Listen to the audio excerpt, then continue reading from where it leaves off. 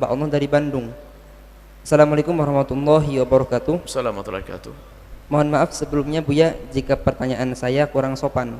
Begini Buya, istri saya mengeluhkan, mohon maaf, ukuran kemaluan saya sehingga keluarga jadi tidak harmonis, bahkan sampai mau bercerai. Bagaimana hukumnya jika saya berobat ke orang yang sudah biasa mijit agar bertambah besar? Tujuan saya untuk mempertahankan keharmonisan rumah tangga Buya. Bismillah. Masalah ini mohon maafin majelis mulia ya, pertanyaan mungkin itu memang terjadi di masyarakat, pertanyaan seperti itu.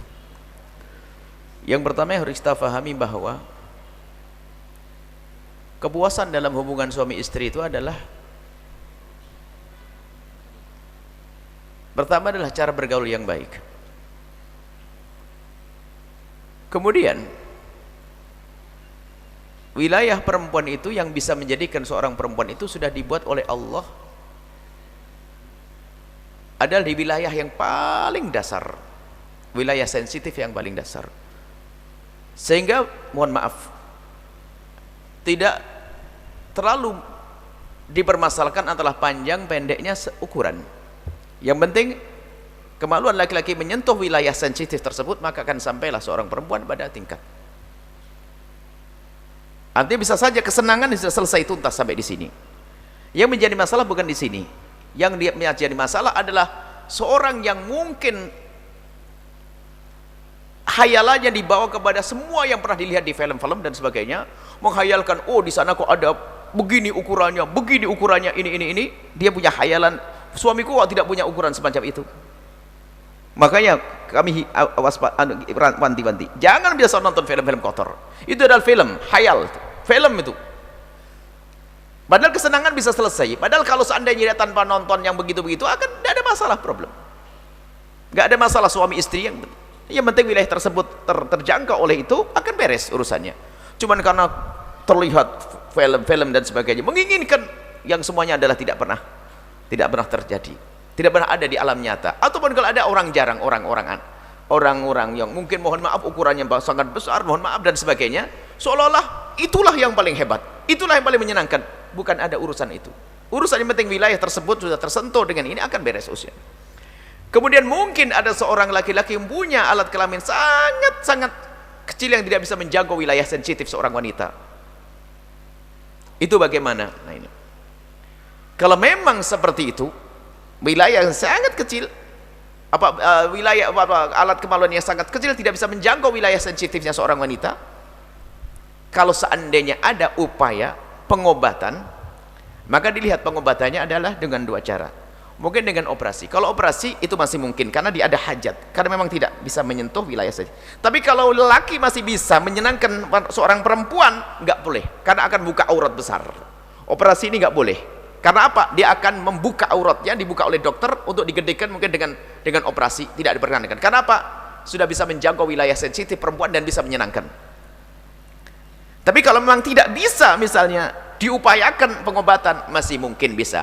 Tapi ingat, ini waspada. Kalau memang seperti itu kasusnya darurat, maka baru boleh ditangani ya untuk operasi tersebut. Tapi kalau orang itu normal dan masih bisa menyentuh wilayah sensitifnya seorang perempuan, maka itu beres.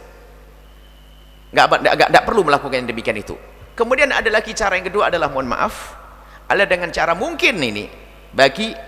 Kalau yang cara yang kedua ini adalah dengan mengoles, misalnya ada obat dan sebagainya. Kalau itu tidak harus orang yang punya masalah kelamin sangat kecil. Orang yang kelaminnya normal, apakah boleh seandainya, mohon maafin majelis mulia, orang yang punya alat kelamin, dia sudah cukup sebetulnya, akan tapi dia akan membesarkan dengan olesan-olesan dan sebagainya. Tapi ingat, bukan dipijitkan kepada mak siapa misalnya, naudzubillah, nggak boleh, haram, dosa. Boleh dipijit oleh, mohon maaf, istrinya sendiri, kan boleh istrinya sendiri yang pijit. Terapi istrinya suruh pelajari, atau kalau dioles dengan obat, dioles dengan tangan sendiri, bukan sampai derajat bangkitkan syahwat. Diupayakan dengan tangan kiri, bukan dengan tangan kanan. Karena Rasulullah SAW an ayyamassar rajulu dzakarahu biyaminihi, Nabi melarang, para ulama mengatakan makruh kalau seorang laki-laki menyentuh kemaluan dengan tangan kanannya. Dengan tangan kirinya dioles, kalau memang ada obat, dengan catatan obat tersebut tidak membahayakan. Kalau obat membahayakan nggak ada artinya, karena membahayakan haram. Jadi diolesi obat untuk berbesar adalah sah-sah saja, asalkan yang mengolesi dia sendiri, olesi wajar, atau istrinya, kemudian dengan tangan kirinya, ya, kemudian obatnya tidak membahayakan, boleh-boleh saja. Kemudian setelah itu, jangan angan-angan Anda itu urusan-urusan seperti itu. Coba, kerinduan itu menjadikan orang akan segera menyelesaikan urusan itu. Rindu, kangen, akan menemukan keindahan.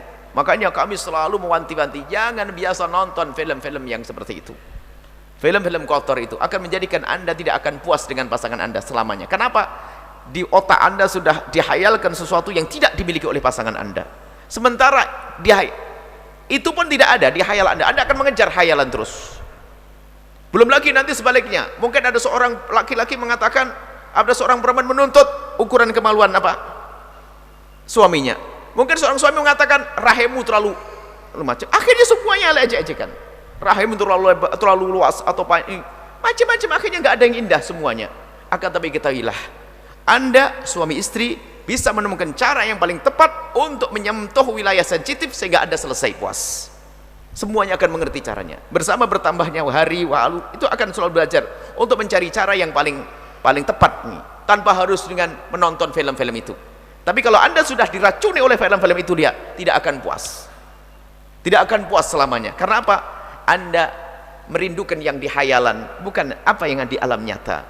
Akan tapi setiap orang kalau sudah menjalankan apa yang diperintahkan oleh Allah, ghaddul basar, kullu mu'minin yaghuddu min absarihim wal kullu mu'minati yaghdudna min absarihinna, katakan kepada kaum pria untuk menutup mata, kaum wanita untuk menutup mata. Kalau prianya menutup mata, wanita menutup mata, tidak akan menghayalkan yang demikian itu. Yang dimiliki itulah yang paling istimewa baginya. Semakin hari semakin indah dalam berumah tangganya. Tapi kalau matanya jelalatan, melihat istrinya sudah tidak menarik lagi karena kalah sama tetangganya, kalah sama yang itu, kalah yang itu, sampai naudzubillah memperhatikan gambar-gambar urusan alat kelamin, sehingga mengatakan pasanganku tidak seperti ini, seolah-olah yang ini lebih enak. Bukan itu. Pernah kita ceritakan tentang seorang perempuan, ini sebuah kisah ya. Kisah itu bisa benar bisa tidak, akan tapi gini loh, yang menjadikan semakin enak adalah haram. Yang menjadikan enak itu haram, naudzubillah. Ada ceritanya seorang pembantu itu, seorang bos itu pengen ngajak hubungan pembantunya, cuman pembantunya solehah sekali, pembantu sangat solehah, diajak hubungan sama bosnya, nggak mau, haram, dosa, nggak mau. Cuman bosnya tetap merayu-rayu.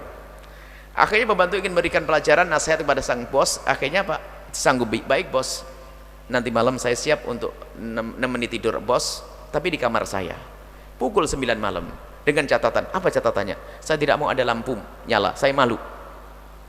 Kata bosnya, oke. Rupanya sang pembantu datang kepada istrinya bos, dengan bahasa santun baik bicara, ibu mohon maaf saya mau bicara. Apa-apa, ada apa nak? Ceritakan tentang suaminya. Dia mau teriak, ibu kalau jangan teriak, sekarang kita sama-sama memberi pendidikan pelajaran kepada suami ibu agar baik. Bagaimana caranya? Baik, bisik-bisik, ibu nanti tidur ke kamar saya, pakai baju saya, minyak wangi saya.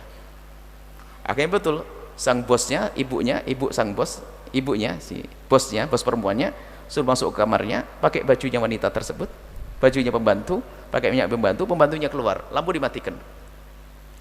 Kemudian sang bosnya masuk ke kamar, langsung saja tutup poin, karena takut ketahuan istrinya juga. Tutup poin langsung saja, dan sudah dibilangi sang ibu tadi agar tidak ngomong apapun. Setelah itu betul langsung tutup poin, menggauli, selesai. Dan begitu semangatnya menggauli. Setelah itu, setelah selesai, lampu dinyalakan, sudah ngerti kalau lampu dinyalakan, pembantu langsung datang. Setelah lampu dinyalakan, kaget itu sang bos itu, ternyata yang dikoli adalah istrinya sendiri. Lalu dia sadar, dia sadar langsung berkata, demi Allah, di saat engkau aku rasakan haram, kenapa lebih enak daripada di saat engkau halal? Astagfirullah, astagfirullah, astagfirullah. Yang menjadikan enak ternyata apa? Rasa haramnya, padahal barangnya sama. Hati-hati, haram.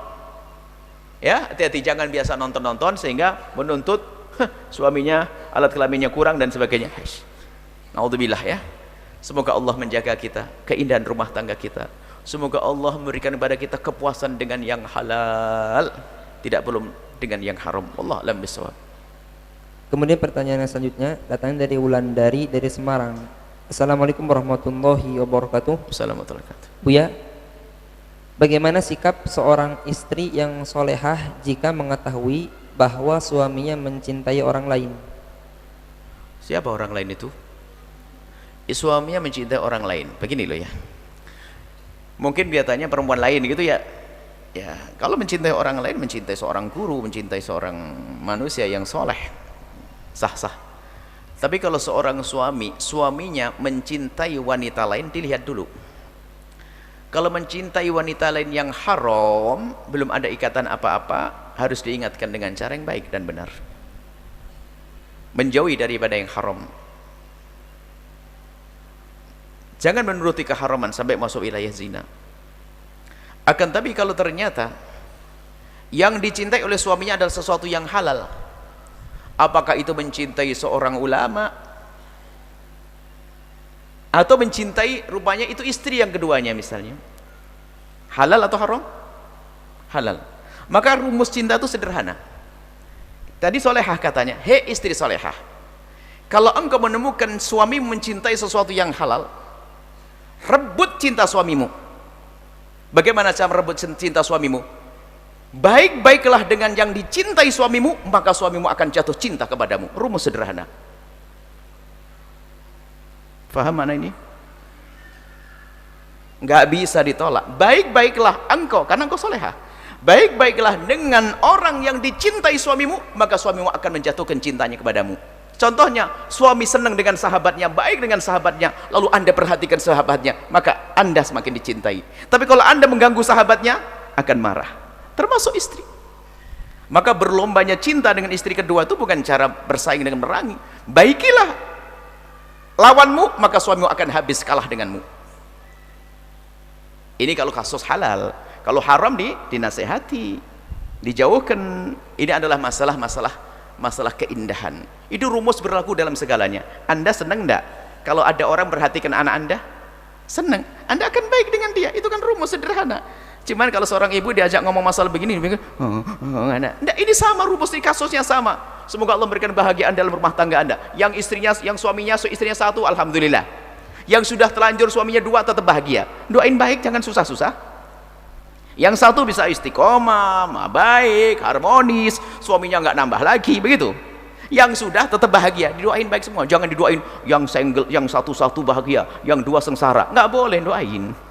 Baik, semoga semuanya baik. Hati-hati ya. Masalah ini adalah kemarin tadi pagi bertanya masalah poligami dan sebagainya. Poligami bukan enak-enakan. Beban kewajiban bagi seorang suami. Tanggung jawab di hadapan Allah. Akan ditanya. Nggak enak, nggak gampang. Ditanya oleh Allah. Wasyikumail, nggak adil, miring nanti di neraka, miring, ketahuan, nggak adil tuh. Aduh, berat. Begitu juga seorang istri jangan mengingkari masalah sesuatu yang ada dalam syariat. Kalau masalah dirimu tidak nerima, bukan berarti tidak nerima syariat. Itu masalah kecemburuan di dalam hatimu. Ya jaga suamimu, baik-baik jaga suamimu agar tidak menikah lagi. Kalau terlanjur menikah gimana bu ya? Tinggal ditata hatimu. Jangan sudah suami menikah lagi lalu kamu tambah susah-susah. Nah, jadi bagaimana kita menata hati agar tetap indah? Semoga Allah menjadikan rumah kita indah semuanya. Wallahu a'lam bishawab. Baik, selanjutnya kami berikan kesempatan kepada para jamaah untuk pertanyaan dari jamaah.